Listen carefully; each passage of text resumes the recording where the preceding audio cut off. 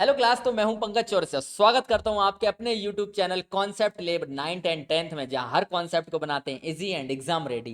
Class, यदि आप 10th class के स्टूडेंट हैं और 10th मैथ्स और साइंस को बिल्कुल इजी और आसान तरीके से पढ़ना चाहते हैं तो ये चैनल सिर्फ आप लोग के लिए है, क्योंकि यहाँ पर हम कवर करने वाले हैं कंप्लीट मैथ्स और साइंस को बिल्कुल ईजी और आसान तरीके से। तो बेसिकली आज क्या पढ़ने वाले हैं, तो आज का ये वीडियो होने वाला है science chapter acid base and salt पर। आई थिंक ये पार्ट 3 होने वाला है, जहां पर हम पढ़ने वाले हैं बेस के बारे में। तो चलिए स्टार्ट करते हैं without waste our time. Let's get start.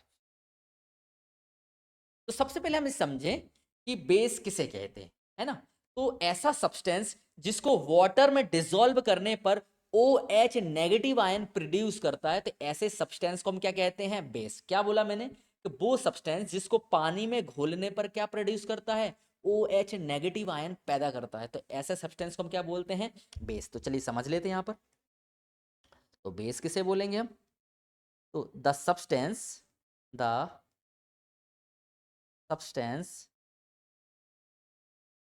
which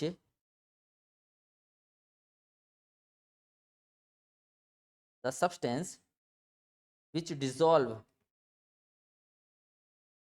in water to produce OH negative ions, that is called base. Clear हुआ आपको। तो बेस हम किसे बोलेंगे, ऐसा सब्सटेंस जिसको वाटर में डिसॉल्व करने पर OH नेगेटिव आयंस पैदा करता है, प्रोड्यूस करता है, तो ऐसे सब्सटेंस को हम क्या कहते हैं, बेस बोलते हैं। क्लियर हुआ कि नहीं हुआ। अब यहीं पे आपको बेस की थोड़ी सी कैरेक्टरिस्टिक्स के बारे में भी पता होना चाहिए कि वेस्ट की बेसिकली कौन कौन सी कैरेक्टरिस्टिक्स होती हैं, ठीक है ना। तो सबसे पहले आप समझें कि बेस जो होता है ना, बेस कैसा होता है, सोर इन टेस्ट। कैसा होता है, सोर इन, नहीं नहीं सॉरी सॉरी, सोर नहीं, विटर इन टेस्ट है ना, विटर इन टेस्ट। ये मेरे को थोड़ा सा उसका याद रह गया एसिड के बारे में, क्योंकि हमने एसिड में पढ़ा था कि एसिड कैसे टेस्ट में होता है। एसिड जितने भी होते हैं स्वाद में कैसे होते हैं, खट्टे होते हैं ना। स्वाद कैसा होता है, सोर इन टेस्ट। सिमिलरली अब हम ये समझे कि बेस क्या होता है, तो बेस बिटर इन टेस्ट होता है। सेकंड, टच करने पर कैसे होते हैं, सॉपी से फील होते हैं ना, soapy to touch, soapy to touch.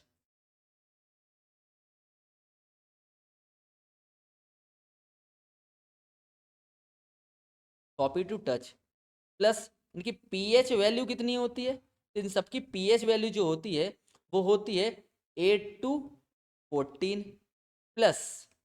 ये रेड लिटमस पेपर को काय में टर्न कर देते हैं, red litmus paper turn into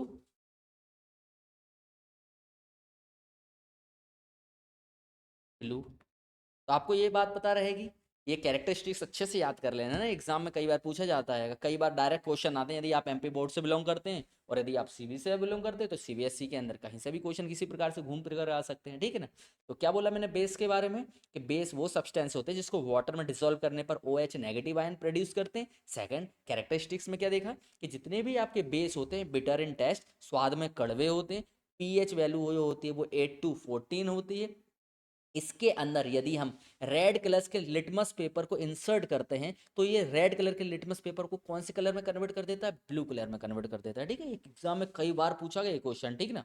second चीज, एक टच करने पर कैसे फील होते हैं, सॉपी टू टच होते हैं, ठीक है। तो ये अपन ने कैरेक्टरिस्टिक्स देख ली किसके बारे में, बेस के बारे में। अब हम यहाँ पे समझ लेते हैं बेस जो होते हैं वो बेस कितने टाइप्स के होते हैं, है ना। तो मेनली अगर हम देखा जाए तो बेस के मतलब इस यहाँ पर बेस को हम मतलब क्लासिफाइड कर सकते हैं स्ट्रॉन्ग बेस और वीक बेस के। यदि हम यहाँ पर एग्जांपल देखें कि बेस बेसिकली कौन कौन से बेस होते हैं, ठीक है ना। तो यहाँ पर समझें हम सबसे पहले, तो बेस कई प्रकार के होते हैं, जैसे कि NaOH, जिसको हम बोलते हैं सोडियम हाइड्रोक्साइड। क्या बोलते हैं इसको, सोडियम हाइड्रोक्साइड, ठीक है। वहीं एक और होता है पोटेशियम हाइड्रोक्साइड, है ना। इसके बाद होता है कैल्शियम हाइड्रोक्साइड, एक और होता है मैग्नीशियम हाइड्रोक्साइड। ऐसे बहुत सारे होते हैं जिनके पीछे OH लगा होगा, जनरली वो क्या होते हैं, बेस होते हैं ना। तो sodium hydroxide, potassium hydroxide, calcium hydroxide और मैग्नीशियम हाइड्रोक्साइड। तो यहाँ पर हम लोगों ने किसके बारे में समझा, बेस के बारे में समझा। अब यहाँ पे हम समझते हैं टाइप ऑफ बेस के बारे में कि जनरली बेसिकली कितने टाइप्स के होते हैं। तो ऐसे तो क्लासिफाई नहीं किया गया, लेकिन हाँ जनरली ये इस तरीके से क्लासिफाई कर सकते हैं कि स्ट्रॉन्ग बेस और वीक बेसिस पर। तो कुछ बेस जो होते हैं वो कंप्लीटली क्या हो जाते हैं, आयोनाइज हो जाते हैं वाटर में डिजोल्व करने पर, और कुछ ऐसे बेस ऐसे होते हैं जिनको वाटर में डिजोल्व करने पर कंप्लीटली आयोनाइज नहीं होते, तो उनको बेसिकली हम क्या बोलते हैं, वीक बेस बोलते हैं। तो इस बिहाफ पर हम बेस को क्या कर सकते हैं, क्लासिफाइड कर सकते हैं, और एग्जाम में कई बार पूछा भी गया है, ठीक है ना। तो चलो समझ लेते हैं कि स्ट्रॉन्ग बेस किसे कहते हैं। स्ट्रॉन्ग बेस तो वो बेस जिसको वाटर में डिजोल्व करने पर कंप्लीटली क्या हो जाता है, आयोनाइज होता है और प्रोड्यूस करता है लार्ज अमाउंट में OH नेगेटिव आयंस, ठीक है ना। Base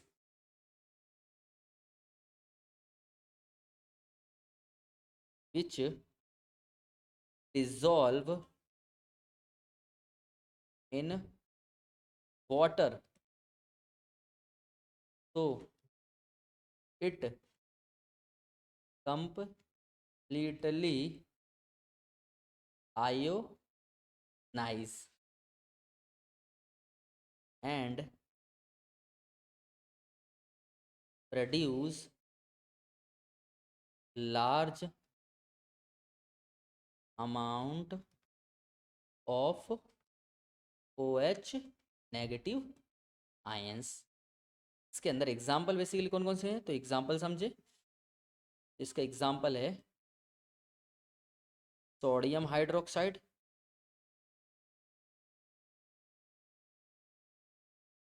sodium hydroxide, potassium hydroxide, ठीक ना। अब यहीं पे हम समझ लेते हैं वीक बेस के बारे में, वीक बेस के बारे में कि वीक बेस किसे कहते हैं ना। तो वीक बेस वो होता है जिसको वाटर में डिजोल्व करने पर जो कंप्लीटली आयोनाइज नहीं होता है। तो the base which dissolve in water, so it does not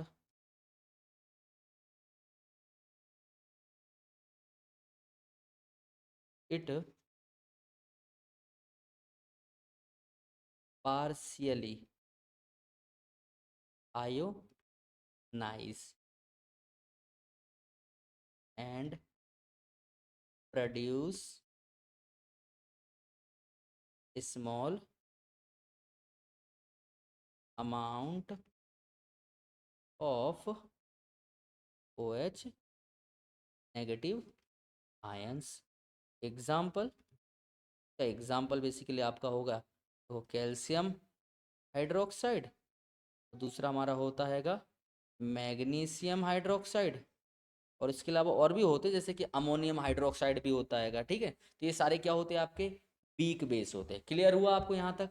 चलिए अब हम समझते हैं इसको, पीपीटी की हेल्प से समझ लेते हैं यहाँ पर। तो देखो बेस किसे बोला हम लोगों ने, बेस वो होते हैं सब्सटेंस जिसको वाटर में डिजोल्व करने पर OH नेगेटिव आयन प्रोड्यूस करते हैं, उसे हम क्या बोलते हैं, वीक बेस बोलते हैं। अब प्रॉपर्टी यदि हम देखें, केमिकल प्रॉपर्टी मतलब बेसिकली इसकी कैरेक्टरिस्टिक समझें, तो देखो ये रेड लिटमस पेपर को काय में कन्वर्ट कर देता है, ब्लू में कन्वर्ट करता है। इसके टेस्ट कैसा होता है, वेटर इन टेस्ट, और SOP2 क्या होता है, टच होता है, ठीक है। यहीं पे अगर हम इसकी फिजिकल प्रॉपर्टी देखें तो यहाँ पे देखो फिजिकल प्रॉपर्टी में देख सकते हैं कि विटर इन टेस्ट होता है, SOP2 टेस्ट होता है, कंडक्ट इलेक्ट्रिसिटी इन सॉल्यूशन और turn litmus paper two red, ठीक है ना। आओ अब यहीं पे हम लोगों ने कुछ एग्जांपल देखे थे, तो देखो ये sodium hydroxide, potassium hydroxide, calcium hydroxide, magnesium hydroxide, ठीक है।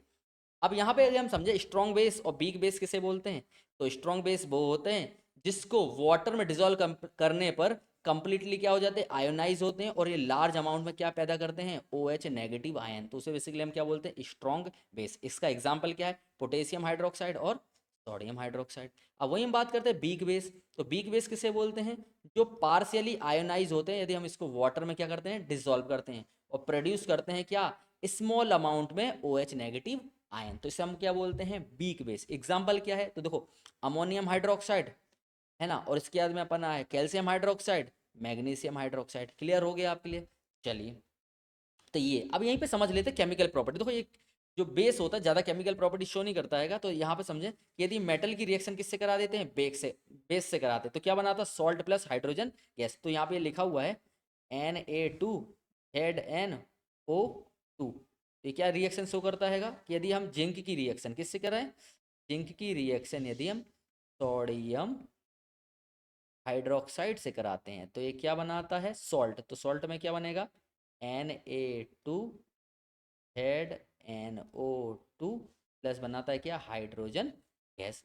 अब यहीं पे समझ ले reaction with non metal oxide, यदि बेस की रिएक्शन किससे कराएं, नॉन मेटेलिक ऑक्साइड से, तो ये क्या बनाता है, सॉल्ट प्लस वाटर। जैसे कि कार्बन डाइऑक्साइड ये नॉन मेटल है, इसकी रिएक्शन यदि हमने करा दी किससे, बेस से, कैल्शियम हाइड्रोक्साइड से, तो क्या बनाया इसने, कैल्शियम कार्बोनेट प्लस बनाया क्या, वाटर। क्लियर हो रहा कि नहीं हो रहा है। और इसके अलावा आपने एक केमिकल रिएक्शन और पढ़ी थी जिसको हम बोलते हैं न्यूट्रलाइजेशन रिएक्शन, जहां पे हमने समझा था कि यदि एसिड की रिएक्शन बेस से कराते हैं तो ये बेसिकली क्या बनाता है, सॉल्ट प्लस वाटर का फॉर्मेशन करता है, और इस रिएक्शन को हम क्या कहते हैं, न्यूट्रलाइजेशन रिएक्शन। ये चीजें हमने पढ़ी थी ना।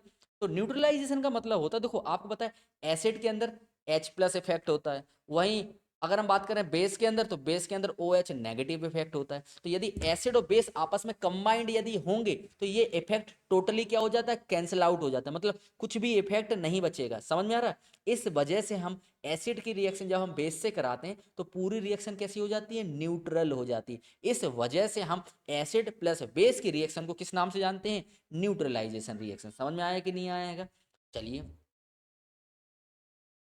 कुछ क्वेश्चन लगा लेते हैं, ठीक है, इस चैप्टर पर बेस्ड। तो देखो सबसे पहले क्वेश्चन दे रखा है, why do HCl it's so acidic character in aqueous solution while alcohol and glucose do not show acidic character। देखो सिंपल से समझ इतना कि हाइड्रोक्लोरिक एसिड एंड जो हमारा क्या बोलते हैं नाइट्रिक एसिड है, ये एसिडिक कैरेक्टर शो क्यों करता है यदि हम इसको एक्वस सॉल्यूशन में डिसॉल्व करते हैं। एक्वस बोले तो वाटर के सॉल्यूशन में यदि हम डिसॉल्व करेंगे तो आपको पता है क्योंकि ये क्या पैदा करता है, H प्लस आयन देता है। एसिड की खासियत क्या होती है बताइए, एसिड हम उसी को कहते हैं ना कि जो जिसको पानी में डालने पर क्या पैदा करता है, H प्लस आयन पैदा करता है। तो H प्लस आयन प्रोड्यूस करता है तो उसे हम क्या बोलेंगे, एसिड।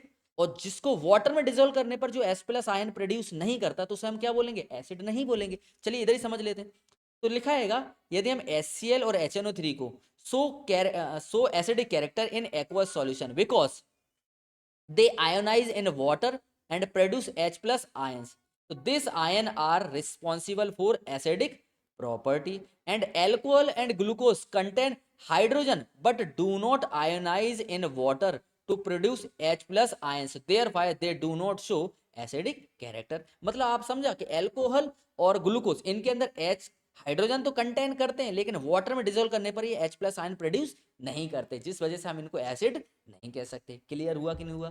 चलिए नेक्स्ट क्वेश्चन देखें। सेकंड क्वेश्चन में क्या लिखा हुआ है, why does aqueous solution of an acid conduct electricity. ऐसा सॉल्यूशन मतलब वाटर का एक ऐसा सॉल्यूशन जिसके अंदर एसिड है, मतलब एसिडिक सॉल्यूशन है, तो उसके अंदर से करंट फ्लो क्यों होता है। तो जस्ट अभी अपन पहले कर चुके हैं, समझ चुके हैं कि एसिड मतलब एसिड को वाटर में डिसॉल्व करने पर H प्लस आयन प्रोड्यूस करता है, और इलेक्ट्रिसिटी को फ्लो होने के लिए किसकी आवश्यकता होती है, या तो फ्री इलेक्ट्रॉन्स हो या आयंस हो। यदि आयन या फ्री इलेक्ट्रॉन्स पाए जाते हैं तो इसकी हेल्प से हम क्या पैदा कर सकते हैं, मतलब इलेक्ट्रिसिटी को कंडक्ट करेगा ऐसा सॉल्यूशन, ठीक ना। तो क्लियर हुआ आपको। चलिए तो ये लिखा हो कि acidic dissociate in water to produce H plus ion and H3O plus and other ions. So this free ion carry electric currents, hence the solution conduct electricity। Clear। चलिए क्वेश्चन नंबर 3 में लिखा है, why does dry HCl gas not change the colour of dry litmus paper. सुनो एक चीज बताओ मुझे, आपको बताऊं लिटमस पेपर क्या होता है। लिटमस पेपर ऐसा पेपर होता है जिसको यदि हम एसिड की बात नहीं समझना, यदि हमने एसिड को वाटर में डिसॉल्व करा तो वाटर में डिसॉल्व करेंगे तो ये क्या पैदा करेगा, H प्लस आयन। और अब उसके अंदर यदि हम लिटमस के पेपर को डिप करेंगे, यदि मैंने ब्लू कलर के लिटमस पेपर को इंसर्ट करा एसिड सॉल्यूशन के अंदर जिसमें वाटर क्वांटिटी हो, मतलब H प्लस आयन प्रोड्यूस हो गए हो, तो वो किस में कन्वर्ट कर देगा, ब्लू को रेड में कन्वर्ट कर देगा।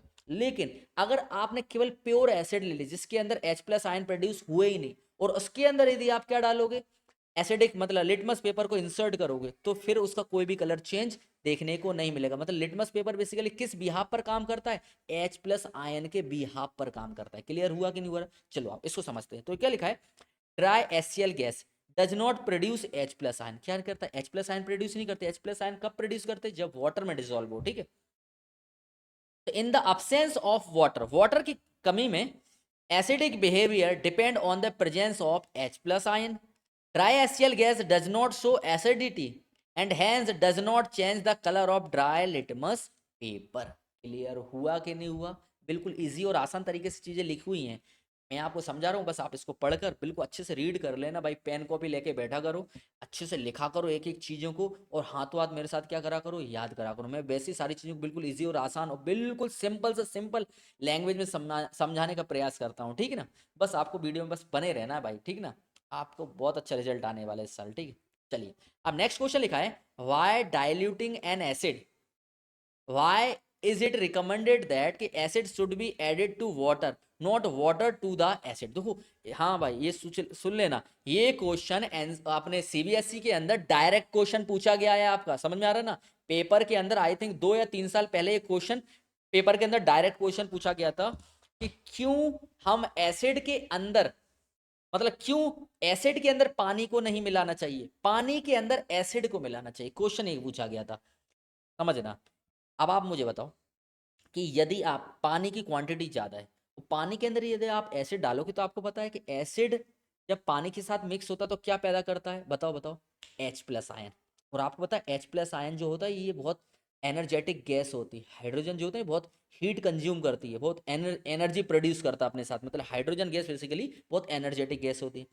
यदि आपने पानी की क्वांटिटी ज़्यादा है और एसिड की क्वांटिटी कम है तो यदि हम एसिड को पानी में डालेंगे तो ये H प्लस आयन प्रोड्यूस करेगा और बहुत ज़्यादा हीट प्रोड्यूस होगी, बट उतनी अमाउंट में प्रोड्यूस नहीं होगी। लेकिन आप समझो कि यदि आपने एसिड ले ली ज़्यादा अमाउंट में और उसमें आपने किसको डाल दिया, पानी में, तो उस केस में ज़्यादा अमाउंट में एनर्जी प्रोड्यूस होगी और इस वजह से आपके हाथ पैर या मुंह पर क्या आ सकती है, एनर्जी डायरेक्ट स्टक करेगी और बेसिकली आपका फेस क्या हो सकता है, बर्न हो सकता है, आपके हाथ पैर मतलब इंजुरीज हो सकती है। ठीक है ना, तो इस वजह से कभी भी हम पानी के अंदर एसिड को डालते, नॉट एसिड के अंदर पानी को नहीं डालते। क्लियर हो रहा है कि नहीं हो रही है? चलिए, तो लिखा हुआ है वाइल डाइल्यूटिंग एसिड, जब हम पानी मतलब डाइल्यूट करते हैं एसिड को, डाइल्यूट मतलब एसिड के अंदर पानी को डाल रहे हैं, तो वाई रिकमेंडेड, तो ये रिकमेंडेड क्यों करते हैं कि acid should be added to water, ये रिकमेंडेड क्यों करते हैं कि एसिड को वाटर के अंदर ऐड करना चाहिए, नॉट वाटर टू एसिड, ना कि वाटर को एसिड में डालना चाहिए। तो लिखा हुआ है dilution of acid is an exothermic process, ये अपन लोगों ने केमिकल रिएक्शन के अंदर पढ़ा था कि एक्सोथर्मिक रिएक्शन क्या होती है, ऐसी रिएक्शन जिसके अंदर से हीट प्रोड्यूस होती हो, ऐसी रिएक्शन को हम क्या बोलते हैं, exothermic reaction. The reaction in which heat is produce during the chemical reaction that is called exothermic chemical reaction. और आपको पता है एसिड के केस में भी क्या होती है, हीट प्रोड्यूस होती है।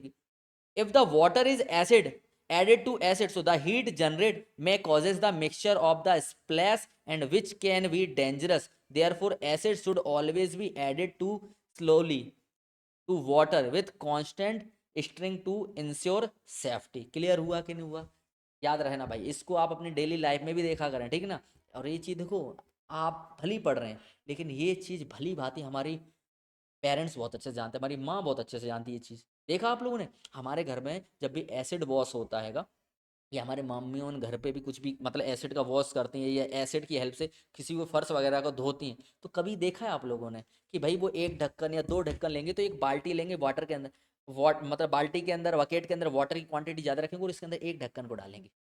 मतलब उनको इस चीज़ के पीछे का साइंस नहीं पता होगा, भले कुछ माओ को पता होगा कुछ को नहीं पता होगा भाई, मेरी वाली को तो नहीं पता, मेरी माँ को नहीं पता, लेकिन हाँ भाई चीज़ों के बारे में बहुत भले बातें समझती हैं। ठीक है ना, वो उनसे मैंने बहुत कुछ सीखा है इस चीज़ों के बारे में। ठीक है ना, तो अब आप समझ में आया कि वो भी भाई उनको साइंस नहीं पता लेकिन वो चीज़ों के बारे में उनको पता आएगा। ठीक है ना, तो आप इस चीज़ को समझें, साइंस हमारे चारों तरफ घूम रहा है, बस आपको ऑब्जर्व करने की देरी है। ठीक है ना, और यही सारी चीज़ें हमारे किताबों में मिल रही है चीज़ें। ठीक है ना, चलिए अब लिखा हुआ है how is concentration of hydronium ions affected when a solution of an acid is diluted.